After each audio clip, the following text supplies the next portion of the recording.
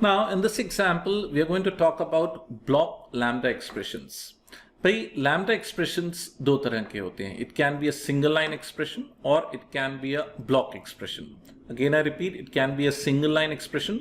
Single line expression को generally हम lambda expression करके बोलते हैं, और block obviously it says block. Block means इसके अंदर एक से ज्यादा statements हैं. Now, what difference does it makes?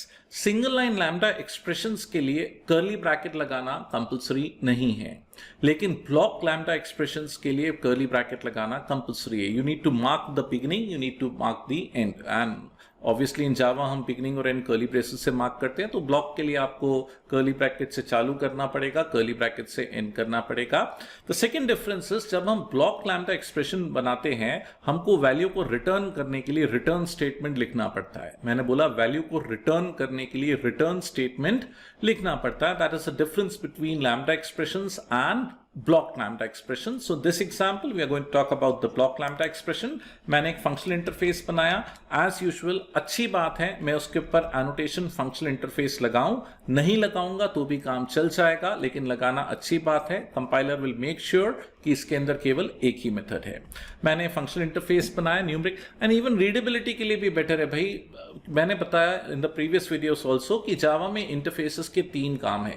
Interface को हम इंटरफेस की तरह यूज करते हैं. There are annotation interfaces, there are functional interfaces. तो it gives a clear distinction कि नॉर्मल इंटरफेस है, एनोटेशन इंटरफेस है या फंक्शनल इंटरफेस है. सो हमने ऑब्वियसली मैं लिख देता हूं उसके ऊपर कौन सा इंटरफेस, फंक्शनल इंटरफेस. सो इंटरफेस का नाम क्या है, न्यूमेरिक फंक है ना.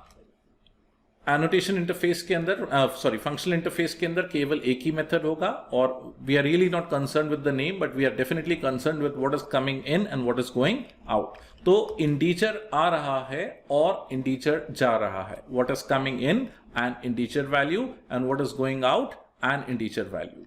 मैंने इस इंटरफेस का रेफरेंस लिया. न्यूमेरिक फंक का रेफरेंस है, क्या नाम है रेफरेंस का, फैक्टोरियल. क्या नाम है रेफरेंस का, फैक्टोरियल. मैंने लैम्डा एक्सप्रेशन लिखा. लैम्डा एक्सप्रेशन एक एनोनिमस फंक्शन होता है, तो भाई देखिए ये एक एनोनिमस फंक्शन है ना. प्रीवियस वीडियोस में हमने इसके सिंटैक्स के बारे में बात करी थी. So this is what, this is an anonymous function है ना. इसके अंदर एक n नाम का आर्ग्यूमेंट आ रहा है. n इज इंटीजर वैल्यू है ना. Arrow is the lambda operator है ना. नाउ क्योंकि ये ब्लॉक लैम्डा एक्सप्रेशन है, it needs to start with curly brackets. Now if you see this highlighted part, ये पूरा ब्लॉक लैम्डा एक्सप्रेशन है, तो मैंने कर्ली ब्रैकेट से चालू किया है, मैंने इसे कर्ली ब्रैकेट से एंड किया है. I have started it with curly bracket, I have ended it with curly bracket. Now ये कर क्या रहा है, इसमें एक रिजल्ट नाम का वेरिएबल लिया है. What is the initial value of result, 1. Again I repeat, मैंने एक रिजल्ट नाम का इंटीजर वेरिएबल लिया है. What is the value of result, 1. इसमें मैंने लूप चलाया है 1 से लेके n तक, 1 से लेके n तक. Obviously I am finding a factorial value. अगर n की वैल्यू 5 है तो लूप 1 से लेके 5 तक चलेगा.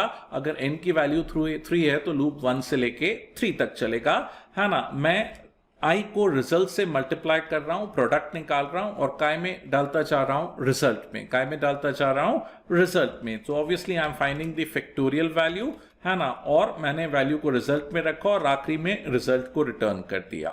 ध्यान देने वाली बात, 3 पॉइंट्स बोलूंगा. नंबर 1, यहां लैम्डा एक्सप्रेशन में एक नहीं एक से ज्यादा स्टेटमेंट्स है. यहां एक नहीं एक से ज्यादा स्टेटमेंट्स हैं. क्योंकि एक से ज्यादा स्टेटमेंट्स हैं, मैं इसको लैम्डा एक्सप्रेशन की बजाय मैं इसे रेफर कर रहा हूं block lambda expression. Number 1.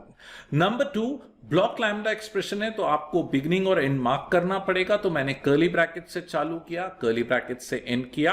Number 3, आपको वैल्यू को रिटर्न करने के लिए यहां पे रिटर्न स्टेटमेंट लिखना पड़ेगा. तो इट्स क्लियरली विजिबल, मैंने लिखा है रिटर्न रिजल्ट. अब मैंने इस एक्सप्रेशन को एज यूजुअल जैसे हम कॉल करते थे, रेफरेंस का नाम डॉट फंक्शन का नाम, रेफरेंस का नाम है फैक्टोरियल, फंक्शन का नाम है फंक. 3 पास किया तो is going to return the factorial value of 3. जो भी 3 की फैक्टोरियल वैल्यू होगी, system dot out dot println उसको डिस्प्ले कर देगा. मैंने इसको दूसरी बार कॉल किया और मैंने फैक्टोरियल वैल्यू फंक क्या लिखा, फैक्टोरियल डॉट फंक 5, तो is going to return the factorial value of 5, which is going to be printed on the screen. So अगर हम इसका कंपाइलेशन और आउटपुट देखते हैं, तो पहले मैं इसको कंपाइल करता हूं। खाली बार बार बोलूंगा 3 चीजें। ब्लॉक के लिए कर्ली ब्रैकेट लगाना पड़ेगा, ब्लॉक के लिए आपको रिटर्न स्टेटमेंट लिखना पड़ेगा। 2 पॉइंट्स, लेकिन ब्लॉक ऑब्वियसली कर्ली, एक से ज्यादा स्टेटमेंट हो तो कर्ली ब्रैकेट लगाना क्या हो जाता है, mandatory. Now we'll interpret it. अब हम इसको क्या करेंगे, इंटरप्रेट करते हैं। So it's going to return the factorial value of 3 and it's going to return the factorial value of 5. So if you see the output, it's saying the factorial of 3 is 6 and the factorial of 5 is 120. And I'm sorry for the spelling mistake. Now, अगर आपको videos पसंद आ रहे हैं, आप चाहते हो कि मैं और टॉपिक्स पे वीडियो बनाऊं, है ना, it takes lots and lots of efforts, है ना। I would request you to like the video, subscribe, give comments. कोई भी क्वेरीज हैं आप कमेंट्स में लिखें, I definitely try to answer these queries.